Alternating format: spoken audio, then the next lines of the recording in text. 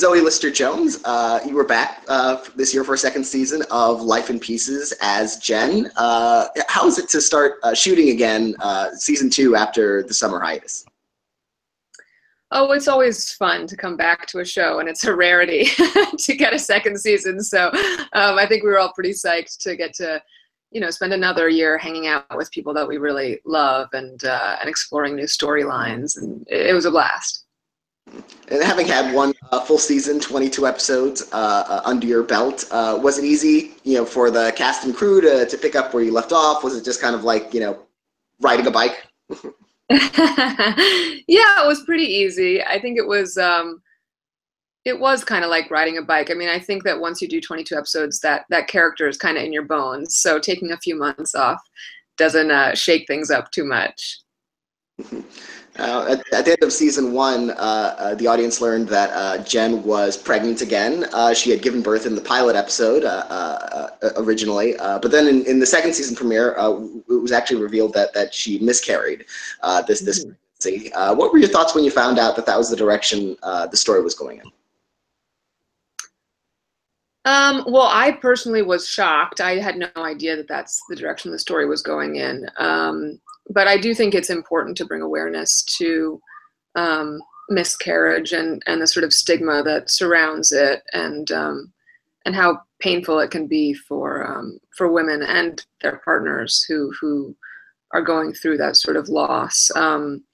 But it was a fine balance to incorporate that into a show that is a comedy. I mean, obviously, Life in Pieces has heartfelt and genuine moments, but that is, I think, a degree of grief that we had never quite tackled. So I think for me, it was important as an actress to be able to really honor that emotional state authentically, while still not kind of being tonally out of place with the show.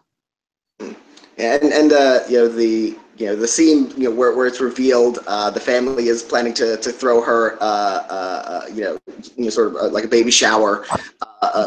They don't know that she has miscarried, so it's balancing those kind of misunderstandings of the comedy with also this of course this very sad event that's happened to her. What was it like filming that and trying to hold that balance, as you said, with a comedy, but also trying to do justice to it?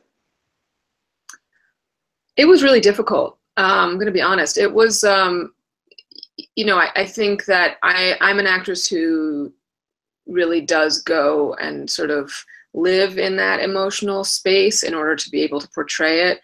And so to see the rest of my cast kind of living in a different emotional space because they had to play that they didn't know, and that they were in sort of a more tonally comedic space, while I was coming in with a really different approach emotionally, was it was strange, and it was something that I really had to adjust to, especially on this show. And during the season, of course, Jen and Greg have a daughter that was born in the pilot episode, Lark, and they got to explore more milestones for them as parents. Her first birthday, first steps, first trip. Even with that, the kind of the sad note that the season started on. What was it like, playing out that new set of milestones for these two as parents to their daughter? It's always so much fun. I mean, Colin and I have such a blast, and because the show is told in 4 stories every week, Colin and I generally have stories that are together. So we kind of get to just spend a few days going on these journeys around what it's like to be semi-new parents, and it's always really, really fun. Yeah, and as you mentioned, the show is divided into short stories. Did you have a favorite segment this season to shoot, or an episode from season 2 that you especially enjoyed or were especially proud of?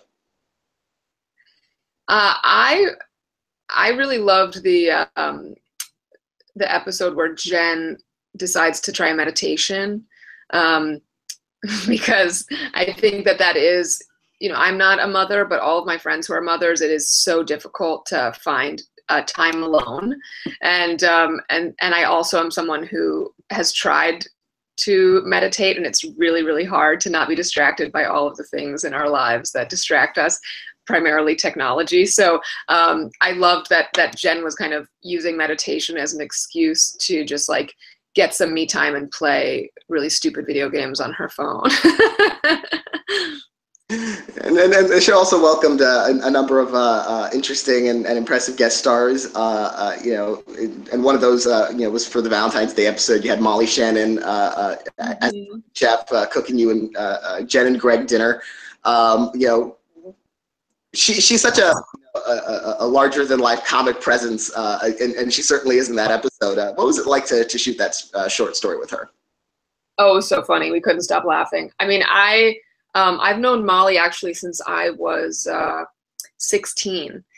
I was in a band in high school that her now husband was the bassist of. So Molly has served as like a real mentor for me throughout my acting career. So it was amazing because I've actually never worked with her before. So it was so much fun to finally get that opportunity. And she's obviously such a legend and a comedy icon. And so it was just really fun to be able to play with her in that context. And she was just so funny as that chef.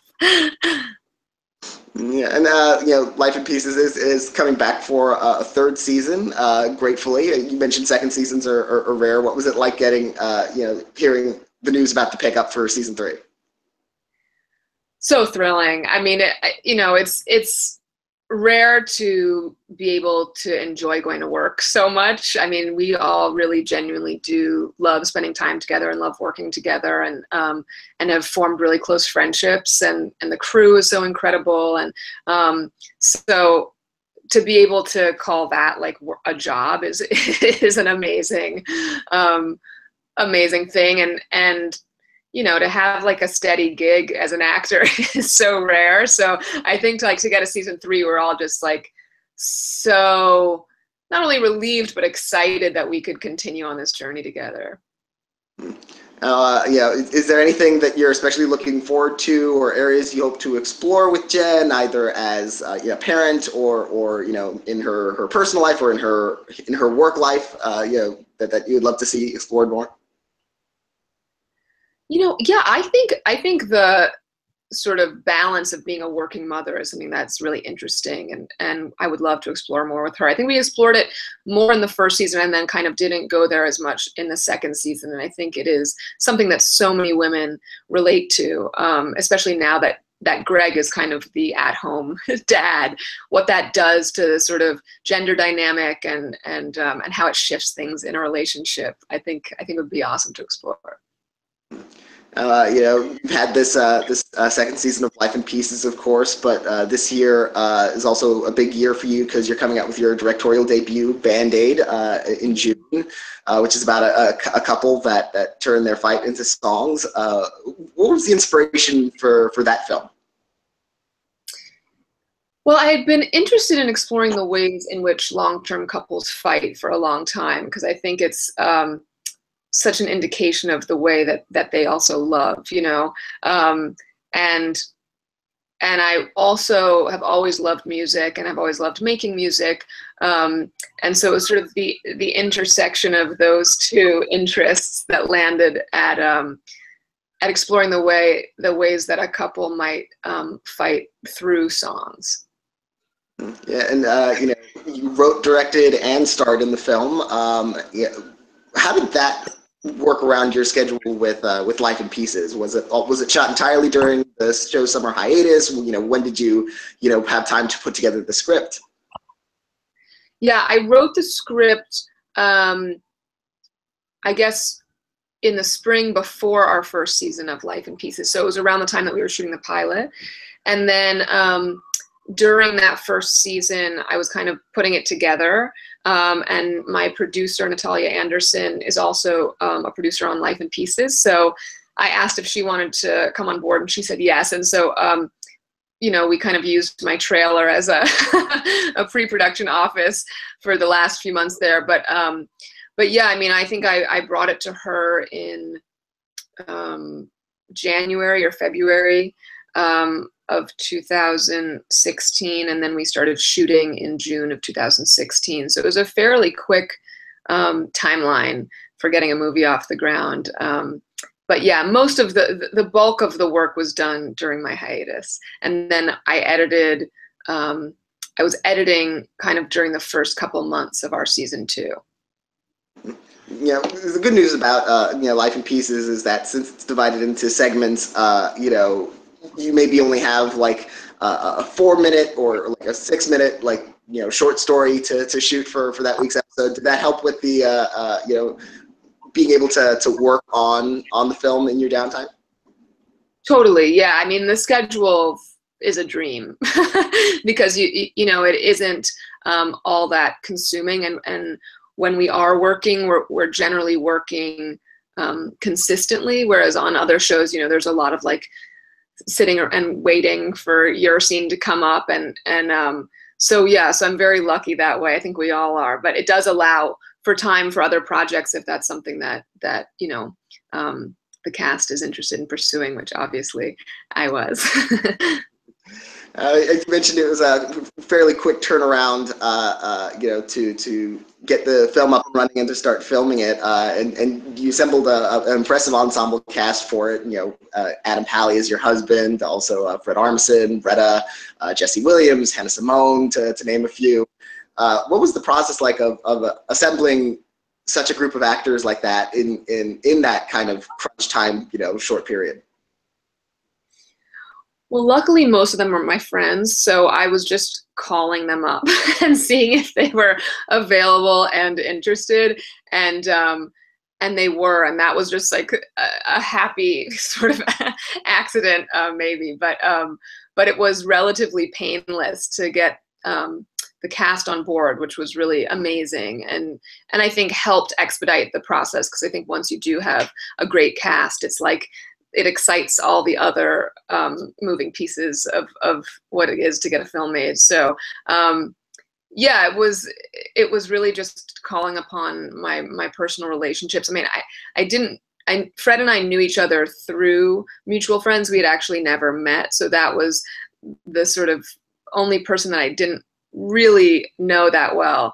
But he read the script and he dug it, and he's such an amazing drummer, and we play all of the songs live in the film. So it was really important to me that we have people who could really play instruments. And Adam Pally, I didn't even know this. I just was excited to cast him because I'm such a fan of his as an actor. But he played guitar in high school in bands, so it worked out. So then we could all have band practice together before shooting. And the film it premiered at Sundance earlier this year. You know, what were your feelings about you know unveiling your directorial debut? Oh, it was amazing.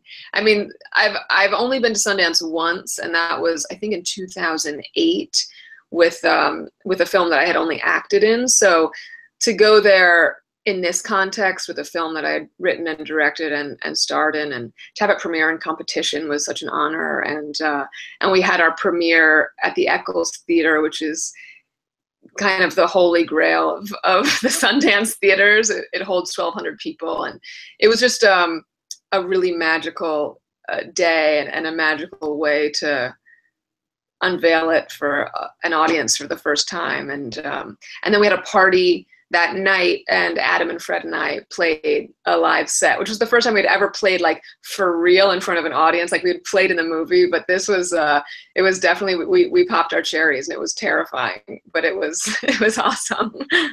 And now that you have this feature film directing experience under your belt, is that something you think you would like to bring to Life in Pieces? Maybe direct an episode or even a segment? Yeah, totally.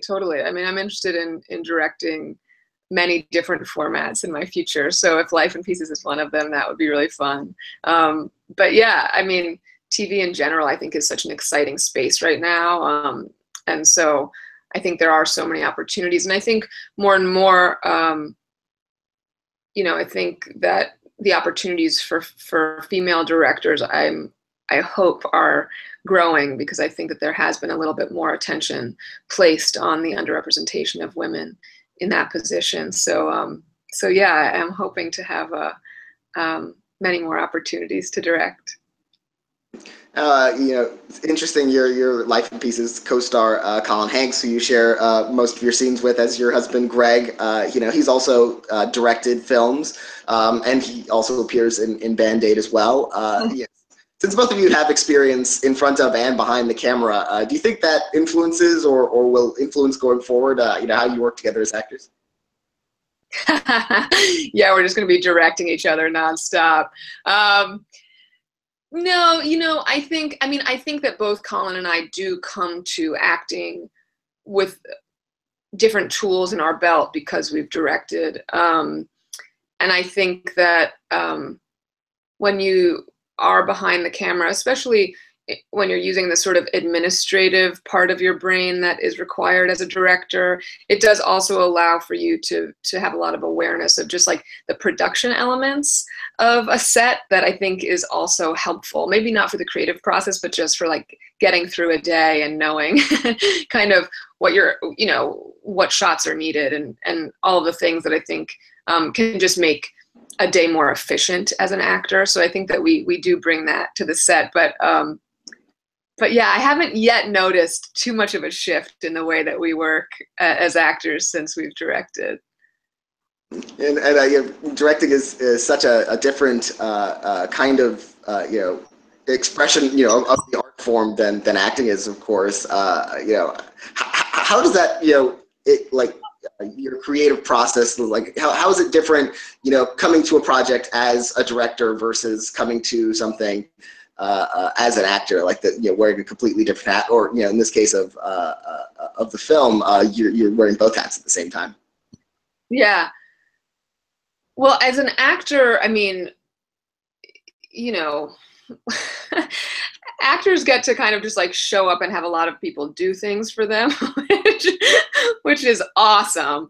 But it's really different from having to wear the hat of director at the same time. And even as a writer, it changes things. I mean, before Band-Aid, I had co-written and produced and starred in 3 features. And I think that ultimately has informed the way that I approach a set as an actor when I go and I'm not wearing all those hats. I think you have so much more respect for the process in this way, because I think when you see a little bit more how what is that phrase? How the blank is made? Sausage? How the sausage is made. Gross. Yeah, when you see like how the sausage is made, I think it does impact then the way that you kind of just see the whole process. So I think for me at least, it's given me a lot more gratitude, for lack of a better word, on set for just the amount of kind of work that goes into things that oftentimes actors are shielded from in order to allow them to have a more purely creative process. Well, I want to congratulate you again on Life in Pieces, first 2 seasons, and now coming up to a 3rd season. And Band-Aid, best of luck when that opens in June. Thank you very much for. Thank you so much.